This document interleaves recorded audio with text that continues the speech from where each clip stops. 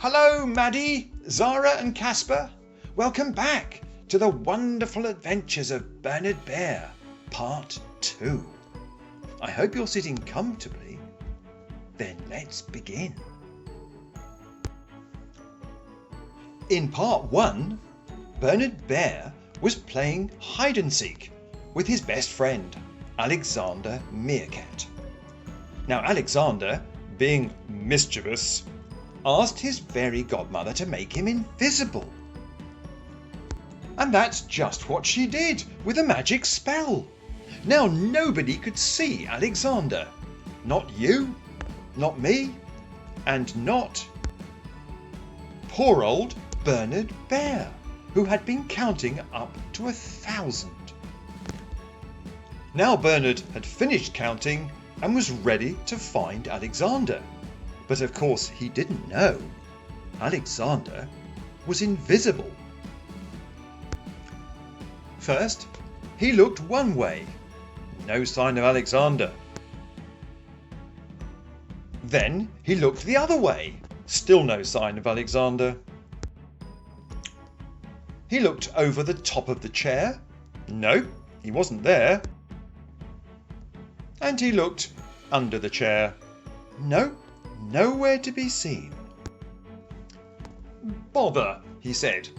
Alexander is obviously hiding somewhere very clever. I'll have to go and find him. And off he set. After a while, Bernard Bear came to the chicken coop, where they laid their eggs. Aha, he said. I'll bet Alexander's hiding inside the egg box. All I've got to do is lift the lid and have a look. So he climbed up, lifted the lid, and peered inside. There was no sign of Alexander.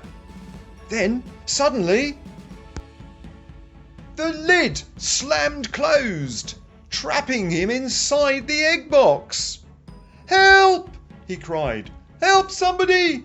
Come and rescue me! I'm stuck in the egg box! Grandad came running to see what all the fuss was about. He could hear Bernard, but where was he? What, there he is, in the egg box of all places. You're not a chicken, he said to Bernard.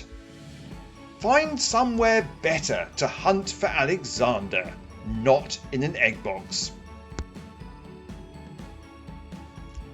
Bernard sat on a chair in the garden and wondered where he was going to look next. Suddenly, he caught sight of a small box halfway up a tree with a hole in it.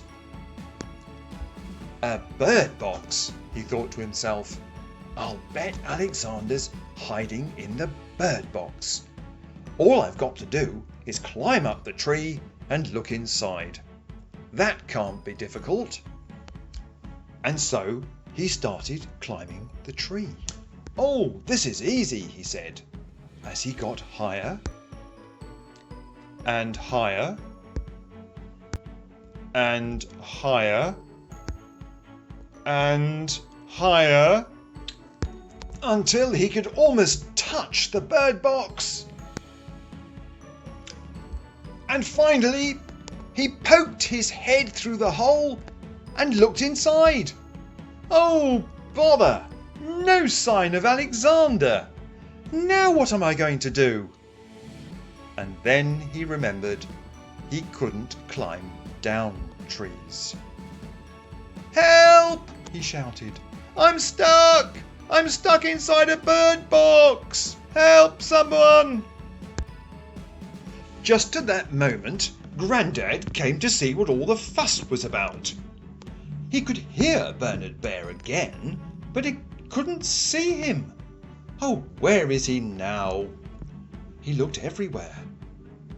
He walked down the garden path towards the tree and still couldn't see Bernard. I don't know where that bear is. What's he up to? Suddenly, he thought he could hear something behind him. Oh, my goodness! There you are! What are you doing up in the tree with your head inside a bird box? Come down! What are we going to do? Oh, there's nothing for it. I'm going to have to get my ladder. So Grandad went off to get his ladder for rescuing bears. Soon he came back carrying his very special bear rescue ladder, and he leant it carefully against the tree. Then he made sure it was very safe and started climbing up to rescue poor old Bernard. "What are you doing up here, Bernard? That's a ridiculous place to look for Alexander. Of course he's not hiding inside a bird box, you silly bear. You really must find somewhere better to look. Come on, let's go and find somewhere else." And he took Bernard off into the garden to find somewhere else to look for Alexander.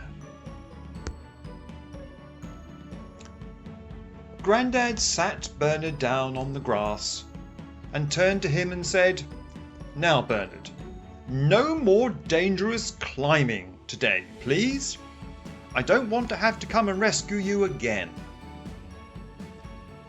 Bernard sat wondering where he might look for Alexander.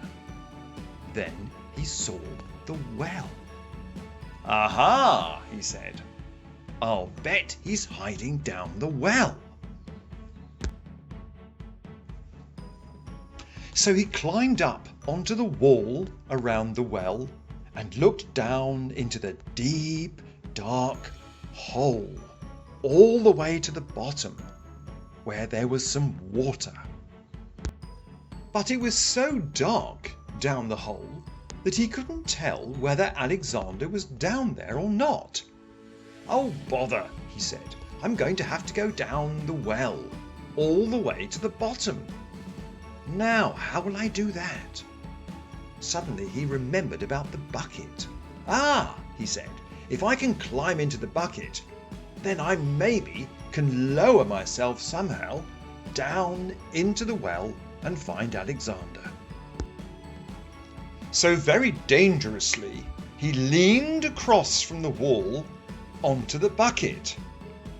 All at once he fell headfirst into the bucket. "Oh my goodness," he said. "That was close. I almost fell down the well. Now, how do I lower myself into the well?"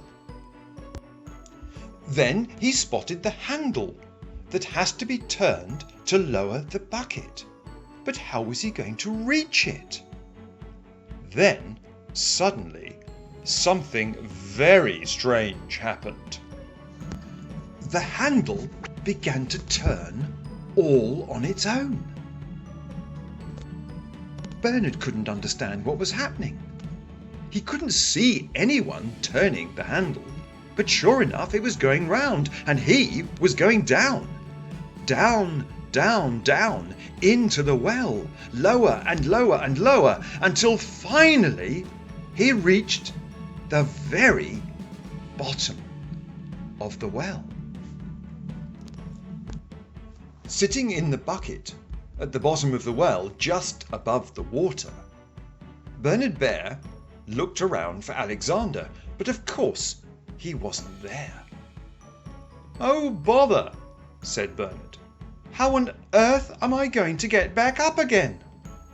I think I'm stuck. Oh no, I could be here for days." And he started to shout, "Help! Help someone! I'm stuck down a well! Is anyone there?" Just then, Grandad came running along to see what all the noise was about. He couldn't see anything at all, but he was certain that it was Bernard Bear shouting for help. But where was he? Surely not down the well. Grandad peered over. Yes, there was Bernard in the bucket at the very bottom. Oh no, what is he up to now? Oh, you can't leave this bear on his own. Grandad started winding up the bucket. Slowly, bit by bit, up came the bucket with the bear.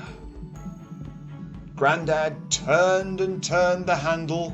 Yes, he was there, coming up. Round and round the handle went. Up and up and up came the bucket. Until, yes, there he is. My goodness me, it's Bernard Bear. Oh, said Grandad, that was hard work. Now what shall we do? He grabbed Bernard, pulled him out of the bucket. He was rather wet from all that water. He sat him down. Now look, Bernard, don't move. What did I tell you? No dangerous activities. Oh dear. Grandad made sure the bucket was safe. And then that was that. After Grandad rescued Bernard Bear from the well, Bernard went and sat down on his favourite garden bench to recover. I'm never going to find Alexander, he thought to himself. I don't like this game of hide and seek anymore.